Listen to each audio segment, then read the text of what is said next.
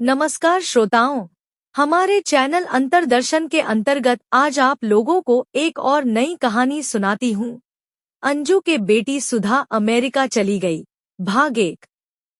मीठालाल जी सुबह की अखबार खोलकर पढ़ने लगे और मंद मंद मुस्कुराने लगे। इतने में पत्नी सावित्री देवी चाय बनाकर लाई। पतिदेव को मुस्कुराते देखकर कहने लगी, आज सुबह सुबह आपको क्या हो गया है कि पागलों की तरह हंस रहे हो? मीठालाल जी आक्षेप जताते हुए कहते हैं, हाँ सावित्री, तुमने ठीक कहा, मैं पागलों की तरह हंस रहा हूँ। आज के अखबार में छपी खबरों को जानने पर तुम भी अपने को रोक नहीं पाओगी। शायद मेरी तरह बहुत से लोग हंस रहे होंगे। इतने में सावित्री देवी कहती है, ऐसी क्या बात है? ऐसे में मीठालाल जी कहते हैं, हमारे देश के विद्वान लोग तथा उच्च पद पर बैठे लोगों के ज्ञान पर हंसी आना स्वाभाविक है, क्योंकि आज के अखबार में छपी है कि किसी ने इंटरव्यू में कहा कि भारत के पहला प्रधानमंत्री नेताजी सुभाष चंद्र बोस थे और हमें सन 2014 में अंग्रेजों से स्वतंत्रता मिली है।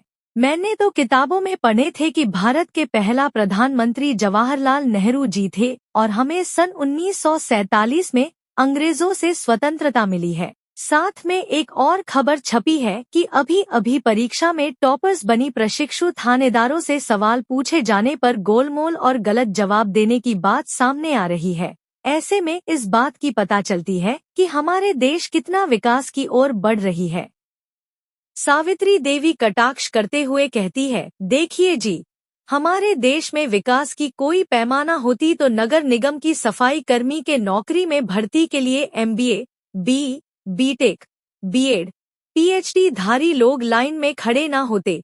अक्सर जो काम अंगूठा छाप वाले करते हैं, अब ऊंचे डिग्री धारी लोग करते रहेंगे। फिर अनपढ़ लोग क्या करेंगे? हंसकर मीठालाल जी कहने लगे, यही तो विकास की पैमाना है। हमारे देश के विकास दर इतनी तेजी से आगे बढ़ रही है कि नगर निगम की कर्मचारी भी अंग्रेजी में बातें करेंगे। इतने में सावित्री देवी कहती है, आप भी बड़ा मजाक कर लेते हो।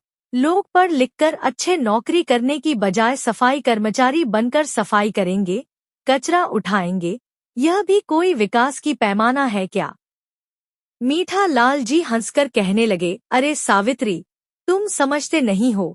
अगर शिक्षित युवा नाले की सफाई करेंगे तभी तो निगम वालों को पुरस्कार से सम्मानित की जाएगी। लोग कहेंगे कि शिक्षित युवाओं ने सफाई किया तभी तो अच्छा सफाई हुआ और स्वाभाविक है कि पुरस्कार मिलेंगे।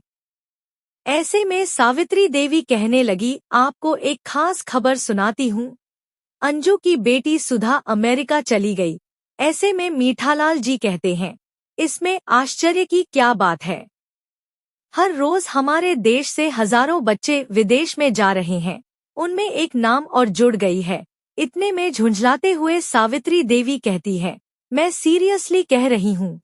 सुधा पहले भी विदेश में रहती थी, अब 4 सालों से घर पर बैठी रही। उसे यहाँ पर कोई ढंग की काम ना मिली। अब कल को फिर से अमेरिका में चली गई। बेचारी के पढ़ाई लिखाई में अंजू के खेत बाड़ी सब कुछ बिक गई। कितने सारे रुपया कर्जा हो गई थी। किसी भी तरह से उसे कॉलेज में ही प्लेसमेंट मिल गई थी तो अमेरिका में चली गई कि कुछ पैसा अपने घर में भेजी थी कि बाहरी कर्ज लगभग चुका दी। इतने में कोरोना आ गई कि उसे नौकरी से छटनी कर दी। यहाँ पर उसे अब तक कोई ढंग की नौकरी न मिली। अब फिर से उसे मौका मिल गई तो अमेरिका में चली गई। अंजू कह रही हैं कि अब उन लोग भी बेटी के साथ अमेरिका में चली जाएगी, क्योंकि यहाँ पर खेत बाड़ी कुछ भी नहीं बची। ऐसे में यहाँ पर रहकर क्या करेगी? वार्तालाप चल ही रही थी कि मीठालाल जी कहने लगे, देखो सावित्री, यह तो हमारे देश की रोज की कहानी है। बच्चे लोग बड़ी उम्मीद तथा कठिनाई के साथ उच्च शिक्षा हासिल करते हैं, जी जान से पढ़ाई लिखाई करते हैं, फिर तगड़ा कंपटीशन के बाद भी नौकरी नहीं मिल पाती।